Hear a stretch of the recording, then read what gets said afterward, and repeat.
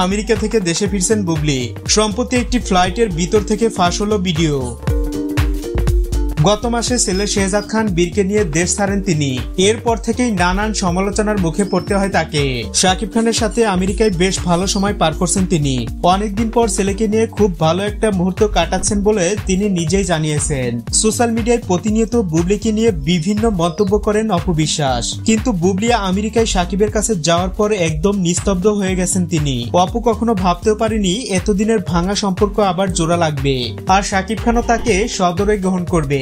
দর্শকরা বরাবরই মুসলিম পরিবার পছন্দ করে, হয়তো এর জন্যই শাকিব খান সিদ্ধান্ত পরিবর্তন করেছে। তাছাড়াও অনেকে তো আবার এমনটাও বলে এখনো নাকি শাকিব অপুর বিয়েই হয়নি। সত্যি যদি তাদের বিয়ে হয়ে থাকে তাহলে এখনো কেন সে হিন্দু ধর্ম পালন করে।